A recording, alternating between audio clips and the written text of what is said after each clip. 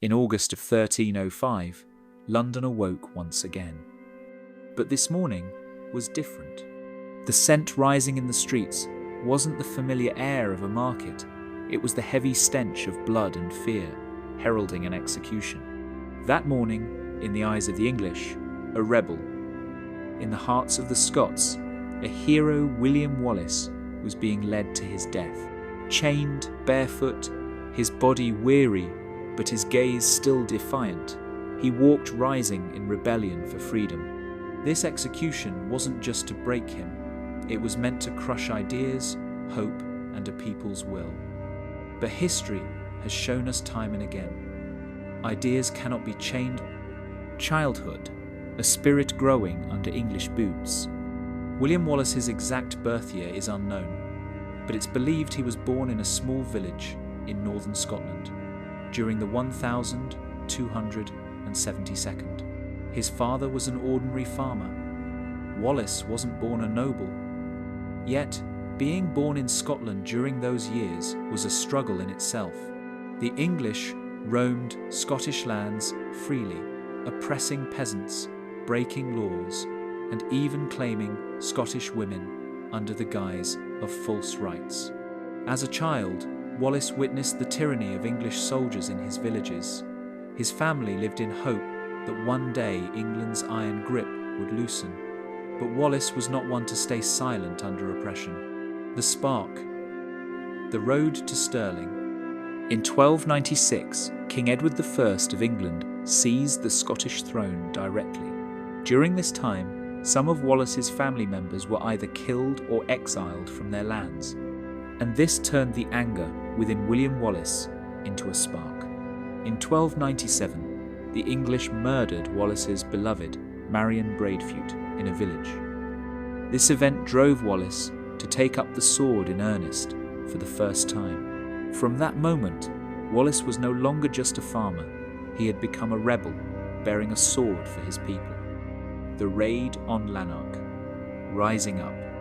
In May 1297, Wallace, with a group of around 30 men, killed William Heselrigg, one of the English barons. It is said that this raid was an act of revenge for what was done to Marion and for the murder of several Scottish nobles by the English. Stirling Bridge, the first heavy blow to the enemy. In September 1297, at Stirling Bridge, Scottish forces under the command of Wallace and Andrew Moray defeated the English army. The English had numerical superiority, clad in heavy armour, but Wallace waited for them to crowd the bridge. When the enemy was trapped, he struck. The English army was crushed before they even realised what was happening. This battle wasn't just a military victory, it was a psychological resurrection of a nation. Wallace was declared the Guardian of Scotland. The people now saw him not just as a commander, but as a symbol of resistance. The raids of Northumberland, late 1297. After the victory at Stirling, Wallace launched attacks on the northern English border. He raided Newcastle and its surroundings, delivering a fierce response to the English. England's response: vengeance of fire and iron. King Edward took this defeat as a personal insult. He began to rally the English army once more. Wallace knew he couldn't defend the large cities, so he retreated to the mountains and forests, turning to guerrilla warfare. He ambushed English troops, intercepted supply convoys, and launched attacks on military camps outside the cities. But Wallace's greatest enemy wasn't just the English.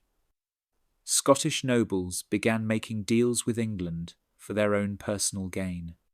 Wallace's war had now become two-fronted, the English outside and betrayal within.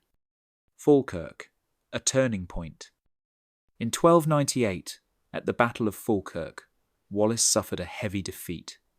This time, the English came with archers, heavy cavalry, and ruthless force. Wallace's spear-wielding infantry was shattered.